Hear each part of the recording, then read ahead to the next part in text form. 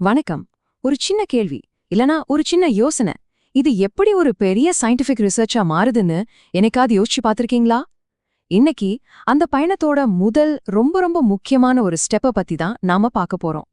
பாருங்க, இந்த கேள்விதான் எல்லா பெரிய கண்டுபிடிப்புகளுக்கும் ஒரு ஆரம்ப புள்ளி. நம்ம கண்ணுக்கு படுற ஒரு சாதாரண விஷயம் எப்படி ஒரு முறையான அறிவியல் ஆய்வா உருவெடுக்குது. வாங்க, இதுக்கான பதில நாம இன்னைக்கு தெரிஞ்சுக்கலாம். இதுக்கெல்லாம் ஆரம்பம் ஒரு ப்ளூ பிரிண்ட் தான்.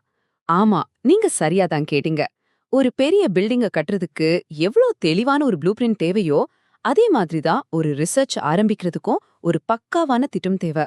இந்த திட்டமிடல் கட்டத்தை தான் நாம கான்செப்சுவல் ஃபேஸ், அதாவது கருத்தியல் கட்டம்னு சொல்றோம். ஒரு சின்ன பொறி எப்படி ஒரு முழுமையான ப்ளூ பிரிண்டா மாறுதோ அதுதான் இந்த கட்டம். எந்த ஒரு வேலையும் ஆரம்பிக்கிறதுக்கு முன்னாடி முழுக்க முழுக்க நம்ம மூளையில நடக்கிற ஒரு சிந்தனை நிலை இது.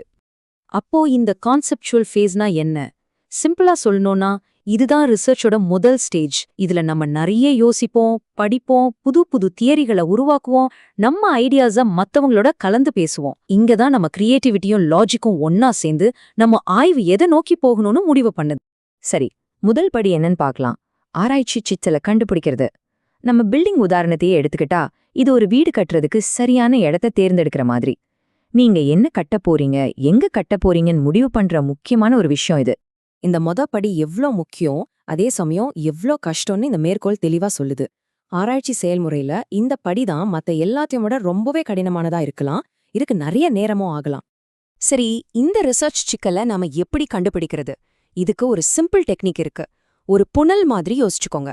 முதல்ல ரொம்ப பரந்த ஒரு டாபிக் எடுத்துக்கிறோம். உதாரணத்துக்கு நம்மளோட அனுபவம் இல்ல படிச்சதுலேருந்து ஏதாவது ஒண்ணு. அப்புறம் அதை அப்படியே கொஞ்சம் கொஞ்சமா சுருக்கி கடைசியில ஒரே ஒரு வாக்கியத்துல கிறிஸ்டல் கிளியரா நம்ம பிரச்சனை என்னன்னு சொல்றோம். இப்போ அடுத்த படிக்கு போகலாம்.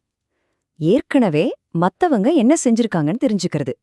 இதுவும் நம்ம பில்டிங் உதாரணம் மாதிரி தான். நாம வீடு கட்ட போற ஏரியால மத்த ஆர்கிடெக்ட்ஸ் எல்லாம் என்ன மாதிரி பில்டிங்ஸ் கட்டியிருக்காங்கன்னு ஒரு சர்வே பண்ற மாதிரி. இந்த இலக்கிய மதிப்பாய்வு, அதாவது லிட்ரேச்சர் ரிவ்யூ எதுக்குன்னா, ஒரு டாபிக் பத்தி ஏற்கனவே என்னவெல்லாம் தெரியும், என்ன தெரியாதுன்னு புரிஞ்சுக்க. ஏதாவது தகவல் இடைவெளி இருக்கான்னு பார்க்க. முக்கியமா ஏற்கனவே கண்டுபிடிச்சதையே நம்ம திரும்பவும் கண்டுபிடிக்காம இருக்கிறதுக்கு இது ரொம்ப உதவும். இதனால நம்மளோட ரிசர்ச் கேள்வி இன்னும் ஷார்ப் ஆகும். அதுக்கு ஒரு தியரிட்டிக்கல் பேக்ரவுண்டையும் உருவாக்க முடியும். மூணாவது படி, நம்ம ஆய்வுக்கு ஒரு கட்டமைப்பை உருவாக்குறது. ஒரு ப்ளூ பிரிண்ட்ல எப்படி பிசிக்ஸ் மற்றும் டிசைன் விதிகளை பயன்படுத்துறோமோ அதே மாதிரி தான் இதுவும். நம்ம ஆய்வுக்கான ஒரு லாஜிக்கல் அமைப்பை உருவாக்குறோம். இதுல பாத்தீங்கன்னா 2 வகை இருக்கு. ஒன்னு தியரிட்டிக்கல் ஃப்ரேம்வொர்க், அதாவது ஏற்கனவே இருக்கிற ஒரே ஒரு தியரியை மட்டும் பேஸ் பண்ணி நம்ம ஆய்வா அமைக்கிறது. இது எப்படின்னா ஒரு பில்டிங்கை முழுக்க முழுக்க விக்டோரியன் ஸ்டைல்ல கட்டுற மாதிரி. இன்னொன்னு கான்செப்சுவல் ஃப்ரேம்வொர்க். இதுல பல தியரி, பழைய ரிசர்ச், நம்மளோட சொந்த அனுபவம்னு எல்லாத்துலேருந்தும் நல்ல நல்ல ஐடியாஸை எடுத்து ஒரு புது டிசைன் உருவாக்குற மாதிரி. ஒரு மாடர்ன், கிளாசிக், மினிமலிஸ்ட்னு எல்லாத்தையும் கலந்து கட்டுற மாதிரி ஒரு விஷயம்தான் இது. அடுத்தது 4வது படி, இலக்குகளை செட் பண்றதும் என்ன நடக்கும் கணிக்கிறதும். நம்ம ப்ளூ பிரிண்ட்ல ஒவ்வொரு ரூமும் எப்படி இருக்கணும், அந்த ரூம்ல என்னவெல்லாம் நடக்கும் டீட்டெயிலா வரைகிறோம் இல்லையா, அது மாதிரி தான் இதுவும்.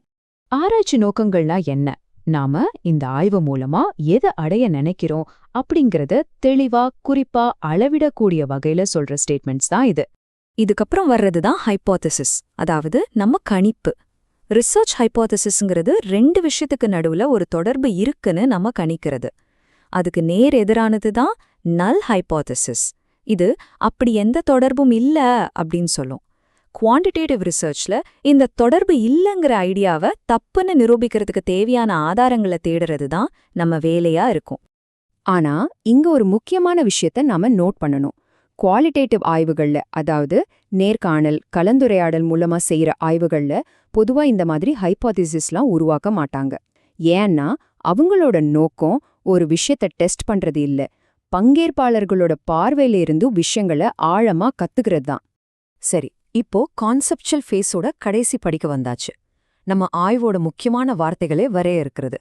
ஒரு ப்ளூ பிரிண்ட்ல இருக்கிற எல்லா குறியீடுகளுக்கும் என்ன அர்த்தம்னு ஒரு லெஜெண்ட் கொடுத்திருப்பாங்க இல்லையா, அது மாதிரி தான் நம்ம பயன்படுத்துற ஒவ்வொரு வார்த்தைக்கும் தெளிவான அர்த்தம் கொடுக்கணும். அப்போதான் எல்லாரும் நம்ம ரிசர்ச்ச ஒரே மாதிரி புரிஞ்சுப்பாங்க. நம்ம அடிக்கடி வேரியபிள், அதாவது மாறின்னு ஒரு வார்த்தையை யூஸ் பண்ணுவோம். அப்படின்னா என்ன? ஒரு நபர், பொருள் இல்ல ஒரு சூழ்நிலையில மாறக்கூடிய ஒரு குணம் அல்லது பண்பு தான் அது. உதாரணத்துக்கு எடை, மன அழுத்தம், ரத்த அழுத்தம் இதெல்லாமே மாறக்கூடிய விஷயங்கள் தானே. இதுல 2 முக்கியமான வரையறைகள் இருக்கு. ஒன்னு கான்செப்சுவல் டெஃபினிஷன். இது ஒரு கான்செப்டோட தியோரிட்டிக்கல் அர்த்தத்தை சொல்லும், அதாவது அது என்னன்ற கேள்விக்கு பதில் சொல்லும். இன்னொன்னு ஆபரேஷனல் டெஃபினிஷன். இது அந்த வேரியபிளை நாம எப்படி துல்லியமா அளக்க போறோம்னு சொல்லும், அதாவது நாம இதை எப்படி பார்த்து அளவிட போறோன்ற கேள்விக்கு பதில் சொல்லும். இந்த டயக்ராம் பாருங்க, நம்மளோட ஐடியாஸ் எப்படி ஒரு செயல் வடிவம் பெறுதுன்னு சூப்பரா விளக்குது. மேல இருக்கிற கான்செப்சுவல் டெஃபினிஷன்ஸ் நம்மளோட பெரிய நுட்பமான யோசனைகள். கீழே இருக்கிற ஆபரேஷனல் டெஃபினிஷன்ஸ் அந்த யோசனைகளை நாம எப்படி உறுதியான அளவிடக்கூடிய வழிகள்ல டெஸ்ட் பண்ண போறோம்னு காட்டுது.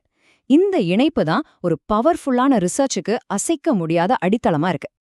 இப்போ நம்ம ப்ளூ பிரிண்ட் முழுமையா ரெடி ஆயிடுச்சு. நம்மளோட எல்லா சிந்தனைகளும் திட்டமிடலும் சேர்ந்து ஒரு கச்சிதமான முழுமையான ஆராய்ச்சி திட்டத்தை உருவாக்கியிருக்கு. அப்போ இந்த முழுமையான ப்ளூ பிரிண்ட்ல என்னவெல்லாம் இருக்கு? ஒரு தெளிவான ஆராய்ச்சி சிக்கல், ஒரு விரிவான இலக்கிய ஆய்வு, ஒரு லாஜிக்கலான தியரட்டிக்கல் அல்லது கான்செப்சுவல் கட்டமைப்பு, குறிப்பான நோக்கங்களும் டெஸ்ட் பண்ணக்கூடிய ஹைப்போதீசிஸும், கடைசியா தெளிவா வரையறுக்கப்பட்ட வேரியபிள்ஸ். இப்போதான் ஒரு ஆய்வாளர் யோசனைகள்ல இருந்து செயலுக்கு கடக்க முழுசா தயாராகிறாரு.